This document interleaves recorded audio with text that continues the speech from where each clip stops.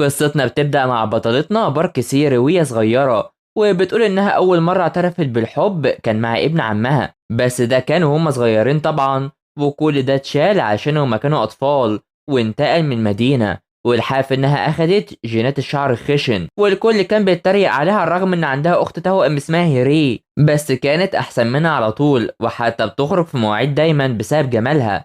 وعشان كده خدت قرار في إنها مش هتعترف بحبها مرة تانية أبدا. بس لما شافت الشاب ده واللي اسمه كيم هيون اتصدمت، وبقت بتحاول انها بتكون احسن واجمل. وعشان كده بتدخل في خناق دايما مع اختها هيرا على طول، علشان امها بتحبها دايما، وعشان كده بتروح لابوها بتلومه علشان هي ورثت الشعر المجعد منه، ومش معاها مال حتى تروح كوافير اساسا. فاصحابها بيوصلوا ليه عشان يروحوا المدرسه مع بعض، ومستغربين علشان ازاي هي واختها توأم ومختلفين عن بعض للدرجه دي. وخصوصا ده اول وسول مستغربين من حاجه زي دي اساسا. فهنا زميلهم بايك بيروح يجري وراهم وهم مش طايقينه، علشان بيحب يتقرب دايما من سول. وبيلعبوا مسابقة التحديق دي، وهي اللي بتكسب علشان يشيل الشنطة بتاعتها. وفجأة كيم هيون بيوصل، وده أوسم شاب في المدرسة كلها أساسا، وبيروح يرحب بيهم وبتفرح كتير، ومش مصدقة نفسها إنه شاور ليها. وبتروح تعرف الباقي في إنها كانت في البحر وشافته هناك، ووقتها اتصدمت منه ومش عارفة إيه اللي جابه، علشان هو ده المكان اللي محدش عارفه غيرها. فبيمشوا فرحانين في انها شافته بالطريقه دي، وبيروحوا يشوفوا الدرجات بتاعتهم، وبتتصدم ان هيون في اول 100 طالب. وبكده ينتقل لقاعه مخصصه للمتفوقين، ولما حد بيطلب الارتباط مش بيرجع فيه خالص، وبتفضل مصدومه وبتفكر عشان هو كده هيبعد عنها. فالمعلم بيجوا بيعرفهم في انهم هيطلعوا الرحله اللي اتلغت السنه اللي فاتت، وبيتبسطوا عشان هما في اخر سنه خلاص. فنروح لكيم هيون اللي بيلعب، وكل البنات متابعينه علشان هو وسيم جدا، واللي منهم بتكون بارك سير وزمايلها، واللي بتقرر انها تعترف بحبها ليه. وبتروح تجيب لي مشروبات كباقي الناس، وبيجي لها احباط. فبتطلع بتقابل جو اللي لها تسريحة شعر مختلفة عن الباقي، وكانت بتنافسه على طول. وبتلاقي في انها معجبة بهيون برضه، فبتروح عشان تسبح، وبتشوف اسم كيم هيون وبتفكر فيه، وبتسيب اسمها عنده عشان يعرفها بقى. بتتخيل اللي هيحصل وبتفرح كتير. بس هنا بيجي الشاب ده وبيلاقي بنت بتعوم، وبيشوف اسمها وملابسها اللي بتطير، وبيروح يجيبها بس بيكون مش عارف يعوم خالص. وعشان كده بتقرر تروح تنقذه على طول. وبنعرف ان الشاب ده اسمه هانيون سوك، واللي بيكون مغمى عليه وبتحاول تفوقه، وتلاقي المساعدة اصلا. وبتيجي عشان تعمله تنفس بتلاقيه فايق، وبتضربه بتخليه يفوق اكتر، وبتفرح انها عرفت تنقذه بالفعل. وبتروح تجيب الملابس وبتبعده عن المياه. فنروح لبايك اللي بيعرف ان في شخص جديد هيجي اكبر منهم بسنة، وبيروح يعرف باقي الطلاب بده. بس هنا بيجي الطالب ده واللي رجله متجبسة، والمعلم بيعرفهم بيه واللي اسمه هانيون سوك، وبيدخل يقعد وهو تعبان كده. وعشان كده بتروح له وبتطمن عليه، وبتعرف زمايلها في انها قابلته على الشاطئ، واللي بيروح فيه يون وعايزين يعرفوا منها اكتر. فبنروح لهانيون سوك اللي بيفتكر نفسه وقت ما كان بيغرق، وجاله حالة صدمة من اللي حصل ده. بس بيعدي اليوم وبيروح يشوفوا في النهاية يون سوك بيعاني وماشي لوحده كده في المطر، وعشان كده سيري بتروح تساعده وبتمشي معاه على طول. والمعلم بيخلي بايك يروح يشيل شنطته، وبيواجه سيري في انها نسيت البطاقة بتاعتها اساسا، وبيمشوا. بس لما ميعاد الغدا بيجي كل بيجري عشان يلحق قبل التاني، وهما مندفعين كده. فبيروح يهتموا بينسوك اللي بيكون تعبان، وبيفكروا ازاي هينادوله ده بما انه اكبر منهم بسنة اساسا. وبيتكلموا معاه في انها انقذته على الشاطئ من غرق، وبكده بتساعده على طول. وبيقترحوا عليه في انه يجيب لهم الايس كريم وبيدبسوه. وبالفعل بيروحوا بيتكلم مع بايك اللي بيحاول يشجعه، وبيكون معاه بطاقة هوية سيري اللي بتفكر في ان يون هو اللي اخدها.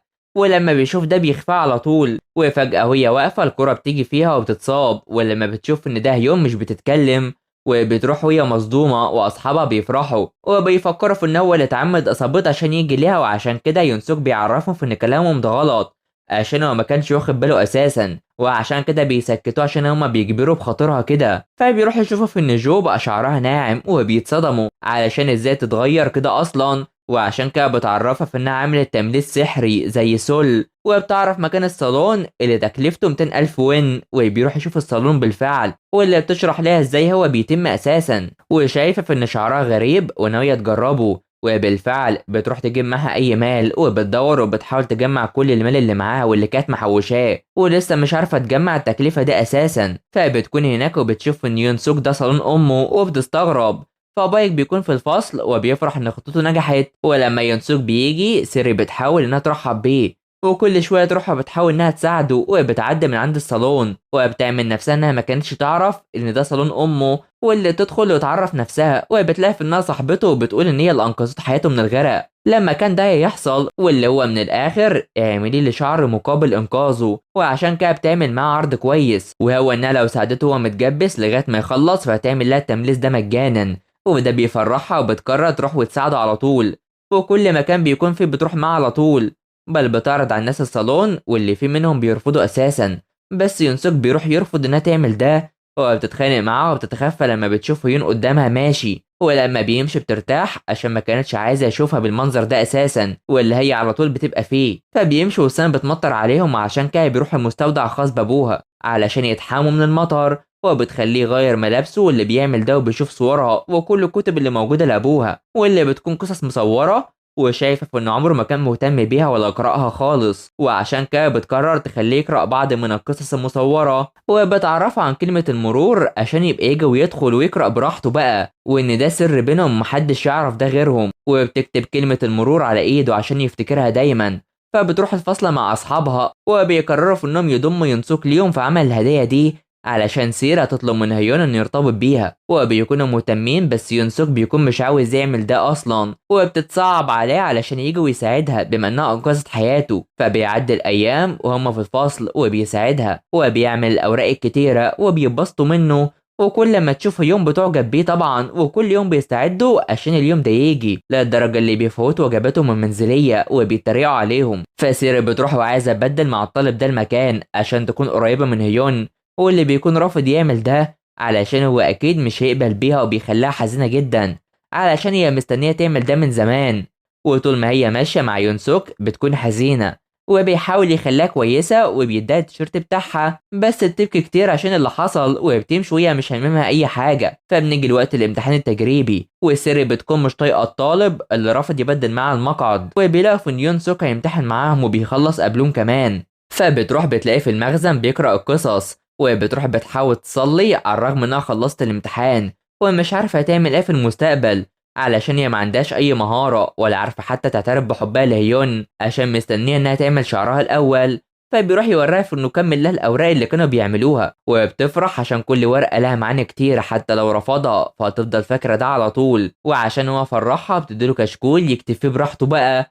فبيعدي اليوم وبتروح تفرح عشان سوك فك الجبس من رجله، وامه بتعرفها في انها تعمل لها العمليه دي مجانا، بس سيرة بتاجلها الوقت هي عايزاه. فبيروح يشوف الدرجات وبيلاقي ينسوك في قائمه الاوائل علشان يروح قاعه الدراسه، وبتفرح بجدا، بس ده مقابل انه طلع هيوم من قاعة الدراسة اصلا، وبتحزن كتير على الرغم انه كان بيساعدها. فبنروح ليها وهي مع امها وبيتكلموا عليها وعلى شخص ابوه سابه، فبتروح المخزن وبتلاقي ابوها وينسوك هناك وهياكلوا سوا كمان، وابوه بيديله كاميرا المرة واحدة يبقى يتصور بيها، وبتواجه ابوها في انهم بيحبوا اختها هيري عنها على الرغم انها مش بتساعده بس هو بيكون معاها دايما. فبتروح الفصل واصحابها حزناء، بس بتروح تفتكر الرحلة وبتفكر انها تعترف بحبها ليه في الرحله بقى، واول ما بتشوفه بتسلم عليه، بس يونغي بتوريهم البلوره دي واللي بتكون غاليه واللي بتضايق فيها، وبتنضم لهيوم بيعرض عليها تكون في فريقه اساسا.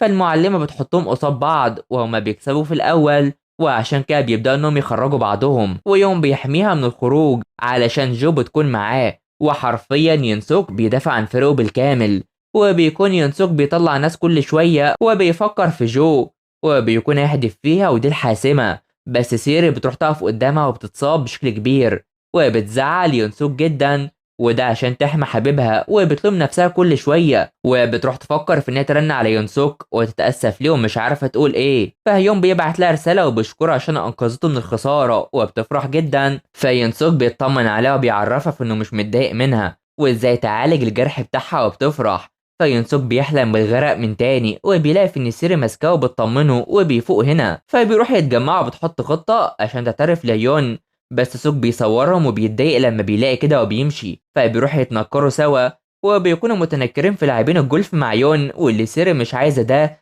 بس عملته عشان خاطر ابوها وبيتصوروا. فبتروح لامه اللي شغاله وبتخلي يون يغسل شعرها، وبالفعل بيعمل ده وبيغسله ليها، ولما بتخلص بتروح جري لسيري بس بتلاقي في انها استخدمت شعرها وحش في الغسيل وبيمشي وبتعمل لها هي. فمن هنا بتيجي والكل بيتصدم ان شعرها اتغير للدرجه دي، والكل بيفرح بها جدا وشايفين في نبوءة كويس.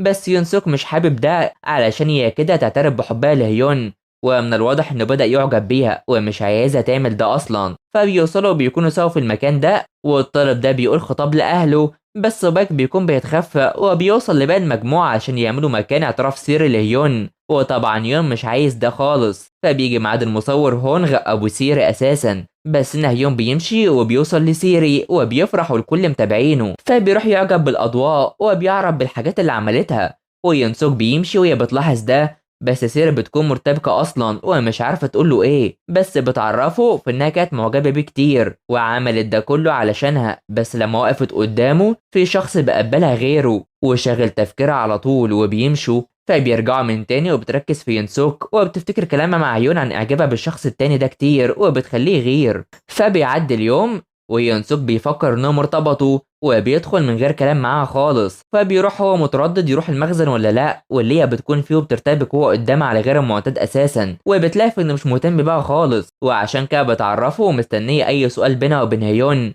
واللي بتقول في انها ما طلبتش منه الارتباط وده علشان تدرس وبلاش يعرف الباقي، وبتفرحه جدا. فبايك بيكون مش مخلي ده قلت تركز خالص، في حين ان سيرة بتتكلم عن انها نفسها تشوف التلج في بوسان، وهو مركز معاه بس بتشوفه مع جو بتغير. فبيروح يجيب لها هدية وبيعرف امه انه مش هيدخل اختبار الجامعة السنة دي، فبيروح يدي لها الهدية زي ما كانت عايزة ومش بيريحها عن قرب بجو. فبيعدي اليوم وبيكونوا مهتمين بيها عشان ده وقت الامتحان النهائي، واللي بيكون حدث كبير في كوريا. ويصير اللي ماشيه لوحدها بس بيجيلها الدميه دي وبيدي لها اللي كانت عايزاه وبيفرحها جدا. فبتروح الامتحان وهما الاتنين بيدرسوا، سواء كانت هي او اختها اللي بيراجعوا، ويصير فرحانه بالهديه. فبيروح الفصل والمعلم بيشجعهم على الامتحانات وبيعزمهم على الطعام كمان. فبيمشوا سوا وهما الاتنين بيمشوا سوا، واصحابهم مش بيصدقوا ده اساسا وبيشكوا انهم هيدخلوا في علاقه سوا. فبيروح يوصلها وبيقرروا يمشوا اكتر سوا عند البحر، عند اول مكان اتقابلوا فيه. وبيقولوا انه كان حزين لما جه هنا، بس شافها وهي مبسوطه وبيديلها بطاقه اسمها اللي كان محتفظ بيها وبيمسك ايدها وبيعترف باعجابه بيها وهي بتفرح جدا. فبيمشوا سوا بيوصلها وبيفكروا يعملوا ايه في الاجازه، واللي بيكون هيقابلها فيها بيرفض يخليها تروح، وبيقرر في ان يبوسها وهما مكسوفين من بعض اصلا. وبتدخل جري على طول وهي فرحانه كتير من ده. فبيروح لامه وبتعرفه انها تروح لسول يوم الاحد وهو هيفضل في الصالون. فبيكلمها وبيتفقوا على الميعاد وبتكلم اصحابها علشان هتخطط لحاجه اخيره. فعيلتها بيروحوا سوا يخيموا في النجوم كده في الاجازه، وهي بتفكر في اللي هيحصل. فاصحابها بيجروا على طول علشان يحضروا كل ده، بس هي بتكون مكسوفه وبتروح تحضنه عشان مش عايزه ده حاليا. وبتحاول تبعدهم بس بيجيله فون وبيروح يتكلم وبيحزن. هو بيروح المشفى لسول علشان امه هناك وبيصدمها، فبيروح ياخد كل حاجه من تاني علشان هو رايح لامه في المشفى. وبتحاول تتواصل معاه بس انا بيوصل ليها وبيخاف عليها جدا.